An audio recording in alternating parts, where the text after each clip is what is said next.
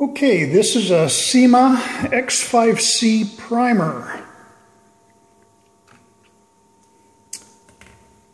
It's a well-made quadcopter, has a high-def camera.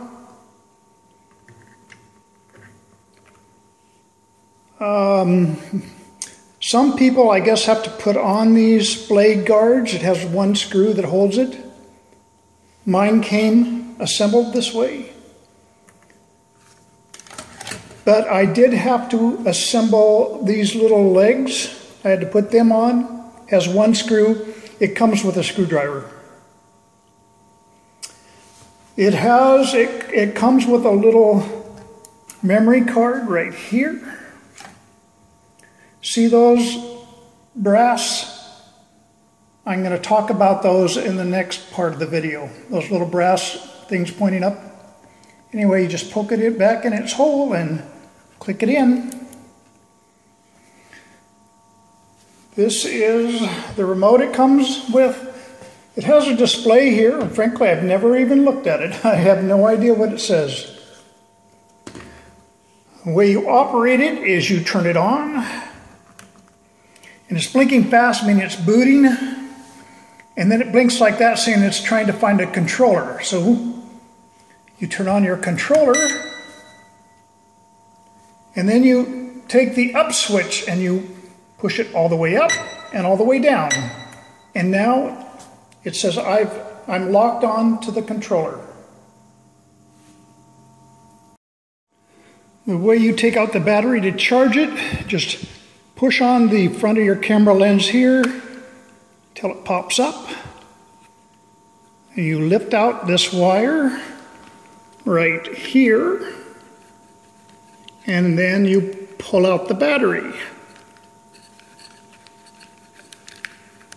Now my battery comes out a little hard because I bought an 800 milliamp battery, so it's a little thicker, but it still fits in. Just wanted to show you the upper battery here is 500 milliamp. This is the one that came with it. The lower one is 800 milliamps. I bought a 5-pack battery and it came with a charger. So you can see the 800 milliamps is a little thicker, but it still fits in and works fine. This is the battery it came with, 500 milliamp LiPo battery. L-I-P-O, it stands for lithium phosphate. Anyway, it has a little light that indicates it's charging.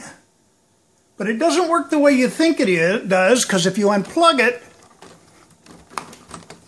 it still lights up. It only goes off when it's charged. I bought these other 5 batteries with this charger, USB charger, and it doesn't work the way you think either. It charges the lowest battery first. So if you only see one light on, it's because one battery is charging to catch up to the others. When it catches up to the others, then the others start charging. So sometimes you plug in the batteries and you only see one light on, and you have to wait till it catches up, and then the other ones come on because it's an even charger like that. Anyway, also I put them in this Pyrex because these LiPo batteries, when they fail, they sometimes ignite, and it's a chemical fire. So you're not putting it out with water. Anyway, you don't want your house to burn down, so they suggest you never charge it without attending. Well, how many of us want to sit around and watch these things charge? So I put it in this Pyrex, so if it does ignite, it's not going to catch anything on fire.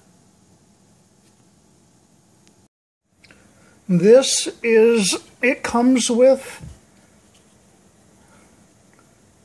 the X5C. I put some marks on this side so it lets me know that the brass on the little card, the brass connectors go up this direction. It helps it, you fit it in faster. You just put the little card in here, you plug this into USB, and you can suck off the pictures and movies that you took with the quadcopter. By the way, I put little dots on my connectors. It helps me see where they go even in low light. Same with these. These have dots, but they're all facing down. And I know they always face away from the lights. Makes it easy for me to plug it in. I took some Scotch tape and put it on every one of my batteries, so I have something to pull it out with. It makes it way easier to get them in and out. I just wanted to say that you can tell when your battery is almost done. You go like this to make the helicopter go up, and when you first fly it, you only have to go about that high to hold it, hover.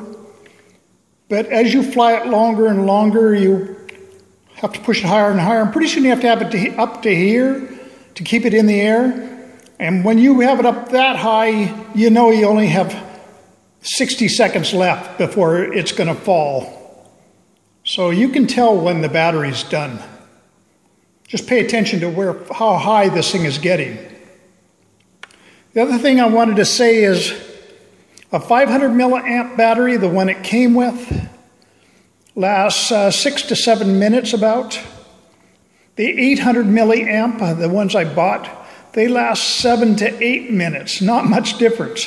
But I do notice the 800 milliamps are much more powerful when it starts out.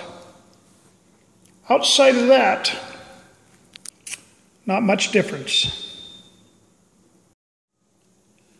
This is my guess on the easiest way to learn to fly the Syma X5C. First, you want to set it on the ground with the red lights facing away from you.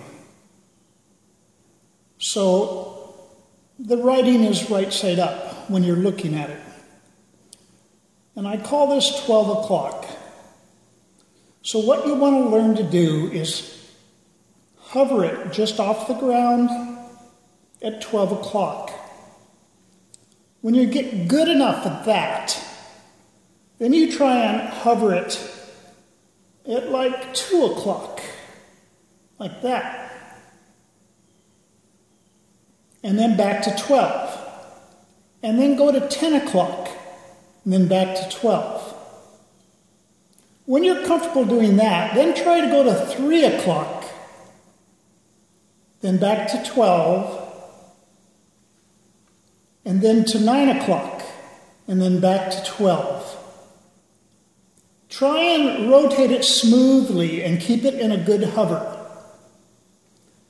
Now, if you hover close to the ground, it's a little harder because the air buffets around. If you get it about 5 feet in the air, it's smoother. When you're comfortable hovering it at 3 o'clock and then slowly rotating it to 12 o'clock and then rotating it to 9 o'clock, try and work it on around until you can hover it at 6 o'clock. Then just keep practicing by slowly rotating it both ways, always in a hover. The reason this is such a challenge is because you'll find that as the perspective turns, you have to change your hands the way they work. After a while, it becomes more natural. It's easier after you sleep on it. So try a little bit and then sleep on it. And the next day you'll find that it's easier. Anyway, that's how I would suggest to learn to fly one of these.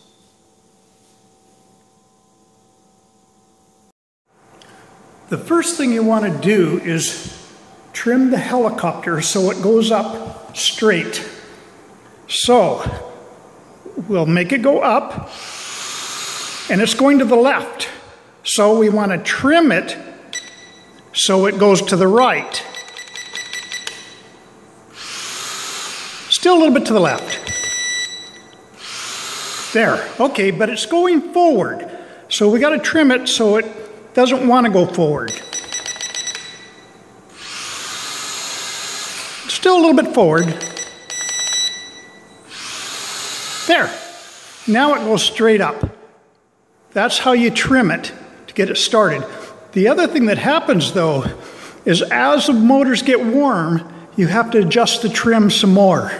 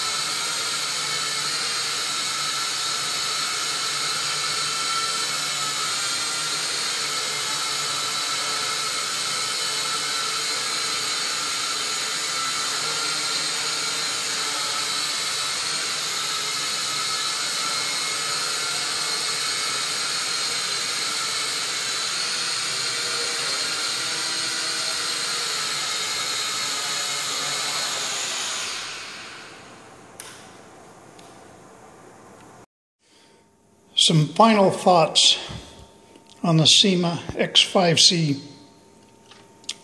It's a tough machine, great fun to play with, not very expensive. I enjoy it for the video, so I strive for fluid flying, but some people don't. Some people take off the camera, they take off the landing gear, they take off the blade shields to make it more aerobatic and fly longer. You'll have to decide what you want to do with your Syma. I wish you well. I hope you have great fun like I have. Good luck.